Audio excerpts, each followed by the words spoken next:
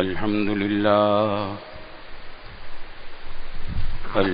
لله نحمده ونستعينه ونستغفره ونؤمن به ونتوكل عليه ونعوذ بالله من شرور أنفسنا ومن سيئات أعمالنا من يهده الله فلا مضل له ومن يضلله فلا هادي له ونشهد أن لا إله إلا الله وحده لا شريك له ونشهد أن سيدنا وسندنا ومولانا محمدا عبده ورسوله صلى الله تعالى عليه وعلى آله وصحبه أجمعين وسلم تسليما كثيرا كثيرا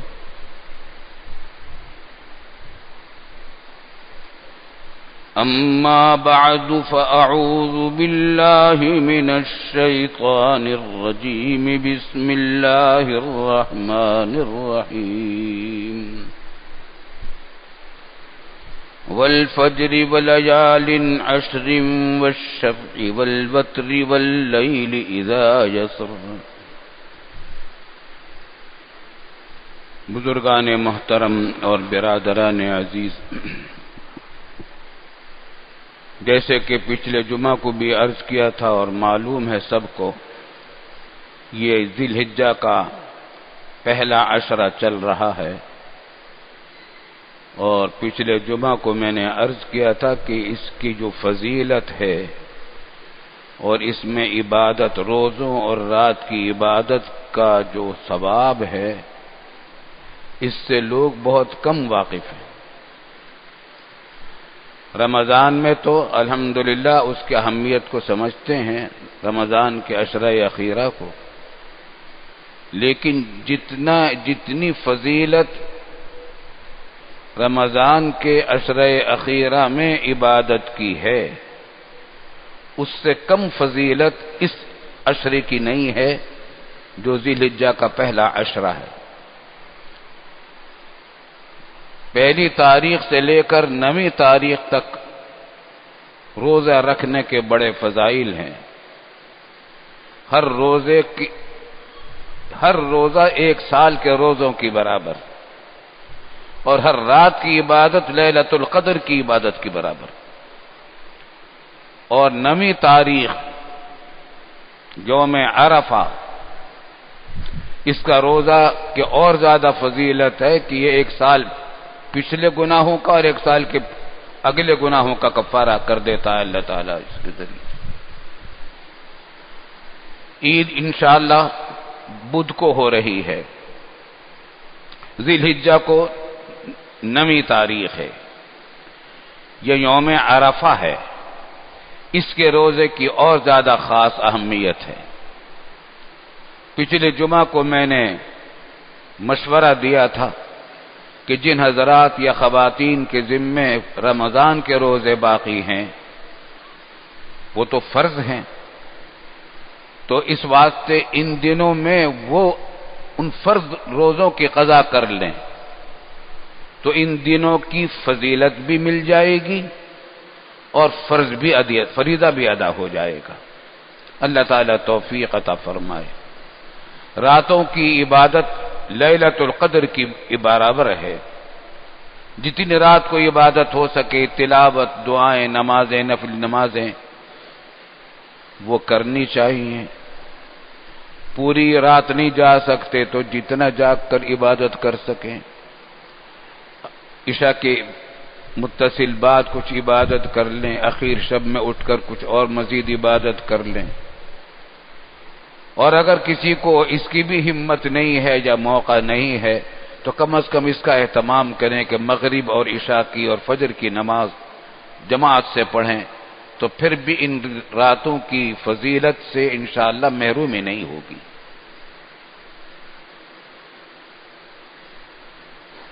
اس عشرے میں ایک تو یہ خاص بات ہے، دنوں کا روزہ، راتوں کی عبادت، اور 9 تاریخ کا روزہ۔ ایک اور عبادت ہے جو انہی دنوں میں شروع ہوتی ہے، 9 تاریخ سے، تکبیر تشریق، اللہ اکبر لا الہ الا اللہ واللہ اکبر وللہ الحمد۔ یہ تکبیر تشریق ہے، یہ 9 تاریخ کی فجر کی نماز کے بعد سے شروع ہوتی ہے، ہر فرض نماز کے بعد پڑھی جائے گی 5 دن تک۔ 9 تاریخ، 10ویں تاریخ، 11ویں تاریخ، 12ویں تاریخ، 13ویں تاریخ۔ قربانی تو 10ویں، 11ویں اور 12ویں ان 3 ہی دنوں میں ہے، لیکن یہ تکبیر تشریق ان 3 دنوں سے ایک دن پہلے شروع ہو کر ایک دن بعد تک جاری رہتی ہے۔ تو ہر فرض نماز کے بعد تکبیر تشریق پڑھنا واجب ہے۔ مردوں کو چاہیے کہ متوسط درجے کی بلند آواز سے پڑھا کریں، کم از کم ایک بار، اللہ اکبر لا الہ الا اللہ واللہ اکبر وللہ الحمد۔ عورتوں پر بھی واجب ہے، لیکن وہ بلند آواز سے نہ پڑھیں، آہستہ آواز سے پڑھیں۔ فرض نماز کے فوراً بعد دعا کرنے سے بھی پہلے یہ تکبیر تشریق پڑھی جائے گی، یعنی منگل کے دن سے شروع ہوگی، فجر کی نماز کے وقت سے، اور 10ویں تاریخ بدھ کو ہے، عید ہے، اور 11ویں تاریخ جمعرات کو ہے، 12ویں تاریخ جمعہ کو ہے، 13ویں تاریخ ہفتے کو ہے۔ ہفتے کی دن عصر کی نماز تک یہ سلسلہ جاری رہے گا، عصر کی نماز کے بعد بھی پڑھی جائے گی، اس کے بعد یہ ختم ہو جائے گی۔ نیز جب عید کی نماز کو جائیں تو اس وقت بھی بلند آواز سے یہ تکبیر تشریق پڑھتے ہوئے جانا مسنون ہے، اللہ اکبر لا الہ الا اللہ واللہ اکبر وللہ الحمد۔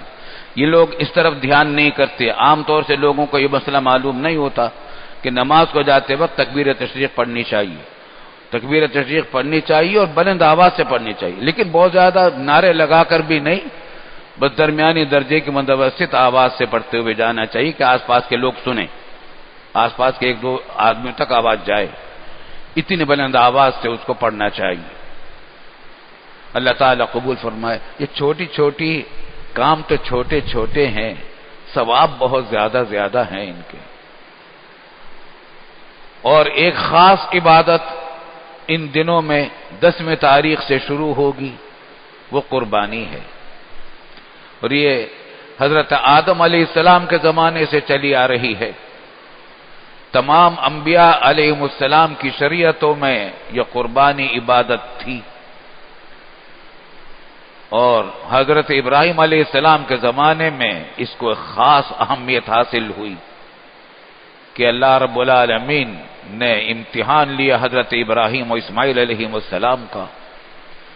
حضرت ابراہیم علیہ السلام سے بہت امتحان لیے گئے، کتنے امتحان لیے گئے، نمرود کے مخالفت ہوئی، آگ میں ڈالا گیا، اللہ نے آگ کو ٹھنڈا کر دیا، وطن کو چھوڑ کر، باپ کو چھوڑ کر شام کے علاقے میں آ گئے، اور پھر یہاں سے حکم ہوا کہ اپنے نوزائیدہ بیٹے کو، اسماعیل کو جو چند مہینے کا بچہ تھا، اور اس کی ماں ہاجرہ کو لے کر آپ چلیں۔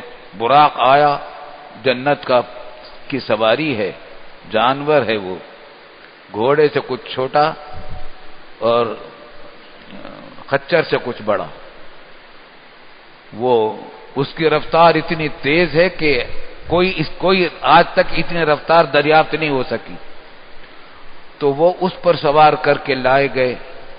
باپ ابراہیم علیہ السلام، اسماعیل علیہ السلام تقریباً 9 مہینے کے بچے تھے، اور ان کی والدہ ہاجرہ۔ راستے میں جبریل امین ساتھ ساتھ، راستے میں کچھ سرسبز علاقے پڑے تو ابراہیم علیہ السلام نے جبریل سے پوچھا کہ یہاں اتر جائیں، کہا کہ نہیں، یہاں حکم نہیں ہے، آگے ہے۔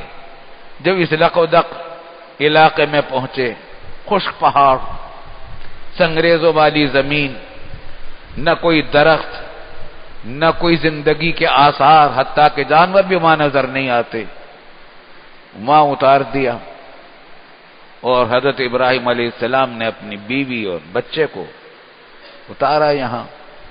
اب ابراہیم علیہ السلام نکلے کہ یہاں زندگی کا کچھ سامان کروں، اپنے لیے بھی، بیوی کے لیے بھی، بچے کے لیے بھی، پانی تلاش کروں، کوئی کھانے پینے کی چیز تلاش کروں، کوئی سایہ کا انتظام کچھ کروں، تو نکلے تلاش کرتے ہوئے۔ تو پہلے تو اس طرح جا رہے تھے جیسے تلاش کرتے ہوں، اس کے بعد پھر وہ سیدھے ہو لیے شام کی طرف۔ اب ہاجرہ علیہ السلام نے آواز دے کر پکارا تو جواب نہیں دیتے، اور چلے جا رہے، نہ ادھر دیکھ رہے نہ ادھر۔ تو حضرت ہاجرہ سمجھ گئی کہ ان کو کوئی حکم آ گیا ہے چلے جانے کا۔ تو نبی کی بیوی تھی، کہا کہ اگر آپ کو اللہ تعالیٰ کی طرف سے حکم ہوا ہے جالے جانے کا تو ٹھیک ہے، چلے جائیے، اللہ تعالیٰ ہمارا انتظام کرے گا، لیکن اگر اللہ کی طرف سے حکم نہیں ہے تو واپس آئیں۔ اس وقت آواز دے کر کہا کہ میری طرف سے اللہ کی طرف سے مجھے حکم یہی آیا ہے کہ میں واپس چلا جاؤں۔ تو بیوی کو اور بچے کو بے آب و گیاہ وادی میں، سنگریزوں کی زمین میں چھوڑ کر اللہ کے حکم پر چلے گئے۔ پھر طویل قصہ ہے کس طریقے سے اللہ رب العالمین نے ان کی حفاظت فرمائی ہے، اور جہاں انہوں نے پیاس کی شدت سے، اسماعیل علیہ السلام نے بچے تھے، ایڑیاں رگڑی، وہاں سے زمزم کا چشمہ پھوٹ پڑا۔ وہ زمزم کا چشمہ ایسا پھوٹا کہ آج تک پوری دنیا کو سیراب کر رہا ہے۔ اللہ اکبر، طویل واقعہ ہے۔ حج کے اندر جو صفا اور مروہ کے درمیان دوڑ ہوتی ہے، اور پیدل بھی چلتے ہیں، پھر دوڑ بھی ایک حصے میں آتی ہے، وہ بھی اس واقعے کی یادگار ہے کہ ہاجرہ اپنے بھوکے پیاسے بچے کے، اس وقت تک یہ زمزم کا واقعہ نہیں پیش آیا تھا، بھوکے پیاسے بچے کے لیے اس تلاش میں تھی کہ کہیں سے پانی نظر آئے، کوئی زندگی کا سامان نظر آئے، تو صفا پہاڑ پر چڑھی، وہاں سے تلاش کیا، کوئی چیز دور کوئی نظر نہ آئی، پھر نیچے اتری، پیدل چلتی رہیں تو بچے کو دیکھتی رہیں، لیکن ایک جگہ ایسی آ گئی کہ بچہ نظر نہیں آ رہا تھا، تو اس حصے میں بھاگ کر گزری، اور یہاں تک کہ پھر آگے جا کر بچہ نظر آنے لگا۔ پھر مروہ پہاڑ پر چڑھیں، وہاں سب طرف نظریں دوڑائیں کہ یہاں کوئی زندگی کا سامان نظر آ جائے، نظر نہ آیا، پھر وہاں سے واپس آئیں، اور وہ جگہ جہاں بچہ نظر نہیں آتا تھا وہاں دوڑیں۔ اللہ کو یہ ادا ایسی پسند آئی کہ وہ حاجیوں کے لیے واجب کر دیا، جو حاجی بھی جائے گا اس کے لیے یہ صفا اور مروہ کی سعی واجب بنا دی گئی، حج کا حصہ بنا دیا گیا، عمرے کا حصہ بھی بنا دیا گیا۔ اسی طریقے سے پھر حکم یہ آ گیا۔ اب یہ بچہ تھا اسماعیل علیہ السلام، 80 سال کی عمر میں اولاد ہوئی تھی تمناؤں کے بعد، اس سے پہلے کوئی اولاد نہیں تھی۔ تو اب حکم خواب میں دکھا دیا گیا کہ وہ ذبح کر رہے ہیں اسماعیل علیہ السلام کو، چھری چلا رہے ہیں گلے کے اوپر۔ نبی کا خواب وہی ہوتا ہے۔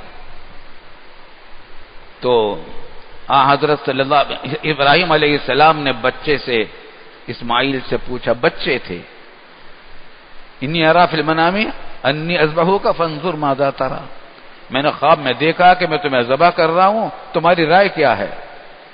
رائے اس واسطے پوچھی کہ تاکہ اگر یہ ہاں کہیں تو ان کو بھی ثواب ملے.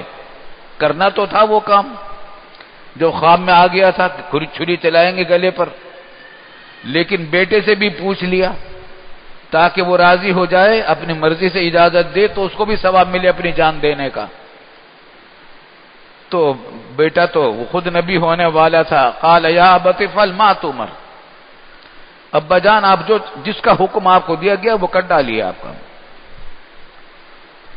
ستجدنی انشاءاللہ من الصابرین، مجھے صبر کرنے والوں میں پائیں گے آپ. چنانچہ لے کر چلے. راستے میں شیطان نے بہکانے کی کوشش کی، راستہ روکنے کی کوشش کی. ابراہیم علیہ السلام نے کنکریں پھینک کر اس کی طرف پھینکی، شیطان ہٹ گیا. 3 دفعہ ایسا ہی ہوا، اور پھر آخر یہ ادا بھی اللہ تعالیٰ کو ایسی پسند آئی کہ حاجیوں پر واجب کر دیا گیا کہ ان 3 جگہوں پر کنکریاں مارا کریں، جمرات پر. اور پھر جب وہ مقام آیا جہاں قربانی کرنی تھی تو وہاں لٹا دیا بیٹے کو، اور بیٹے کا منہ زمین کی طرف کر دیا تاکہ نظر آ کر بیٹے کی محبت غالب نہ آ جائے. اور چھری پوری قوت سے چلائی گلے پر، لیکن چھری کو حکم ہو چکا تھا کہ تمہیں آج اپنا کام نہیں کرنا ہے. چھری نے کاٹا نہیں، پوری قوت سے چھری چلا دی تھی ابراہیم علیہ السلام نے، لیکن چھری کو اللہ نے اپنا اثر کرنے سے منع کر دیا تھا. اس نے کاٹا نہیں گلا، اور جنت سے ایک قربانی کا جانور اتار دیا گیا اور حکم ہوا کہ اب اس کی قربانی کر لیجیے آپ. اس طریقے سے وہ جانور کی قربانی کی گئی. اسماعیل علیہ السلام کی جان بچ گئی. اسماعیل علیہ السلام سے ابھی اور کام لینے تھے، بیت اللہ شریف کی تعمیر کروانی تھی باپ اور بیٹے سے. غرض لمبے قصے ہیں. اور پھر اسماعیل علیہ السلام کو یہاں کیوں لایا گیا تھا؟ تاجدار دو عالم سرور کونین صلی اللہ علیہ وسلم کو انہی کی اولاد میں اسی مکہ مکرمہ میں پیدا کرانا تھا. ساری تیاریاں تاجدار دو عالم سرور کونین صلی اللہ علیہ وسلم کو مبعوث کرنے کی ہو رہی تھی. خیر، یہ قربانی ایسی عظیم عبادت ہے کہ نبی نے تو اپنے بیٹے کو قربان کرنے کا ارادہ کر لیا تھا، لیکن اللہ کو یہ منظور نہیں تھا، امتحان کرنا تھا. خواب میں یہ نہیں دکھایا تھا اللہ تعالیٰ نے کہ گلا کٹ گیا ہے. خواب میں دکھایا تھا ابراہیم علیہ السلام کو کہ اپنے بیٹے اسماعیل کے گلے پر چھری چلا رہے ہیں، تو چلا تو دی، کٹا ہوا گلا نہیں دکھایا تھا. اللہ کو یہ منظور ہی نہیں تھا. مگر خوب سمجھ لیجئے، خواب وہی ہوتا ہے نبی کے لیے، وہ اللہ کا حکم ہوتا ہے. نبی کے علاوہ کسی کا خواب قابل استدلال نہیں ہے، اس سے شریعت کا کوئی مسئلہ ثابت نہیں ہوتا. کوئی جائز ناجائز نہیں بن جاتا، کوئی ناجائز جائز نہیں ہو جاتا، کوئی حلال حرام نہیں بنتا، کوئی حرام حلال نہیں ہوتا. خواب سے کوئی شریعت کا حکم ثابت نہیں ہوتا. کوئی بھی دیکھے، بڑے سے بڑا ولی بھی دیکھے، تو خواب سے شریعت کا کوئی حکم ثابت نہیں ہوتا. پچھلے بہت عرصے پہلے کی بات ہے، بہت عرصے پہلے کی بات ہے. صدر میں ایک حکیم صاحب تھے، انہوں نے اپنے بیٹے کو ذبح کر ڈالا قربانی کے دنوں میں. کہا کہ میں نے خواب میں دیکھا تھا کہ میں بیٹے کو ذبح کر رہا ہوں. تو یہ حماقت کی بات تھی، پکڑے گئے، گرفتار ہوئے. تو خوب سمجھ لیجئے کہ خواب سے شریعت کا کوئی حکم ثابت نہیں ہوتا. خیر، خلاصہ یہ کہ نبی تو تیار ہو گیا تھا بیٹے کو بھی قربان کرنے کے لیے. یہ قربانی اب ہمارے لیے اللہ تعالیٰ نے نعمت بنا دی. پچھلی امتوں میں قربانی کا گوشت کھانے کی اجازت ہی نہیں تھی. کھلے میدان میں رکھ دیا جاتا تھا گوشت کو، اور بجلی آتی تھی اس کو جلا دیتی تھی. یہ علامت ہوتی تھی کہ اللہ تعالیٰ نے قبول کر لیا. اور اگر قبول نہیں ہوتی تھی وہ قربانی تو بجلی اس کو نہیں جلاتی تھی، مگر کھانے کی اجازت نہیں تھی. اس نبی صلی اللہ علیہ وسلم کے صدقے اور طفیل میں امت کو اس کھانے کو بھی، گوشت کو بھی حلال کر دیا گیا، اور ہمارے لیے بقرعید کا زمانہ خوشیوں کا زمانہ بنا دیا، کھانے پینے کا زمانہ بنا دیا، لطف اندوز ہونے کا زمانہ بنا دیا. یہ اللہ رب العالمین کا کرم ہے، اور رسول اللہ صلی اللہ علیہ وسلم کے صدقے اور طفیل میں یہ کرم ہم کو حاصل ہوا ہے. تو تو قربانی کا اہتمام کرنا چاہیے۔ میں بتا چکا ہوں کہ قربانی کس پر واجب ہوتی ہے۔ دارالعلوم کی طرف سے کتاب چھپتا ہے، استقبالیہ سے مل جائے گا، قربانی کے مسائل اور احکام اس کے اندر لکھے ہوئے ہیں۔ نماز عید الاضحیٰ کا طریقہ بھی اس میں لکھا ہوا ہے، چرم قربانی کے احکام بھی اس میں لکھے ہوئے ہیں، ان پر عمل کرنا چاہیے۔ ایک بات یہ کہ جس کو قربانی کرنی ہو تو اس کو یکم ذی الحجہ سے لے کر جب تک قربانی ہو اس وقت تک ناخن کاٹنا اور بال کاٹنا جسم کے کسی بھی حصے کے، یہ مستحب کے خلاف ہے۔ مستحب یہ کہ نہ کاٹے، اگر کاٹ دے تو تب بھی گناہ تو نہیں ہے، لیکن مستحب کو فضیلت حاصل نہیں ہوگی۔ تو مونچھیں بنانا، خط بنانا، ناخن کاٹنا اور بدن کے دوسرے حصوں کے بال کاٹنا، یہ مستحب یہ ہے کہ اس سے اجتناب کرے وہ شخص جس کو قربانی کرنی ہے، اور جس کے ذمہ قربانی نہیں ہے تو اس کے لیے یہ مسئلہ نہیں ہے۔ تو اللہ تعالی ہمیں اس عشر ذی الحجہ کی برکتوں سے مالا مال فرمائے۔ قربانی کی کھال کا مسئلہ یہ ہے کہ آج کروڑوں روپے کی کھال ہوتی ہے، یہ تو خوب سمجھ لیجئے کہ جس شخص کا جانور ہے جو قربانی کر رہا ہے، اس قربانی کے جانور کی کھال اگر وہ اپنے استعمال میں لانا چاہے دباغت کے بعد تو وہ لا سکتا ہے، جائز ہے اس کے لیے، کوئی گناہ نہیں، کوئی کراہت نہیں۔ جہاں نماز بنانا چاہے جہاں نماز بنا لے، اس کا کوئی برتن بنانا چاہتے وہ بنا لے، کوئی اور بیگ وغیرہ بنانا چاہتا ہے وہ بنوا لے، جائز ہے، بالکل کوئی کسی قسم کی کراہت نہیں ہے۔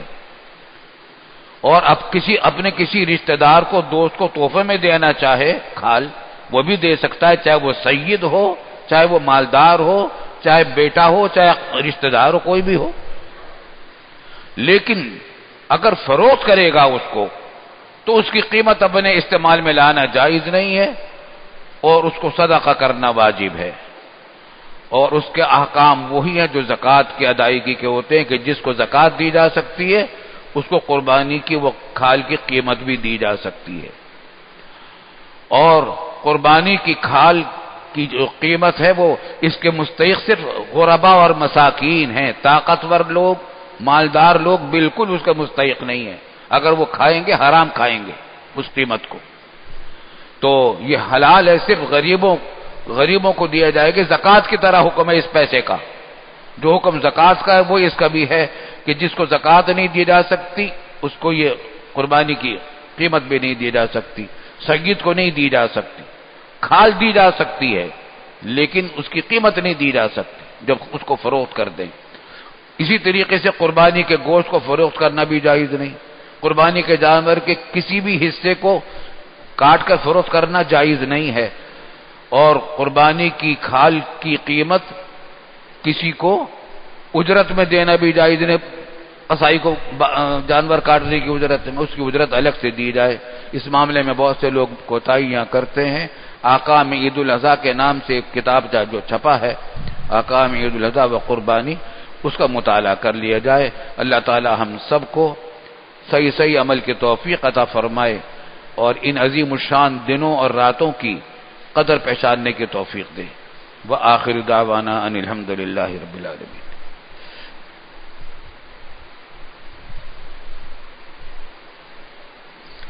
انشاءاللہ نماز عید الاضحیٰ دارالعلوم کراچی کے عیدگاہ میدان میں صبح 8 بجے ادا کی جائے گی۔ اگر بارش نہ ہوئی، اگر بارش ہو گئی تو عید الفطر کی طرح اسی مسجد میں نماز عید ہوگی انشاءاللہ۔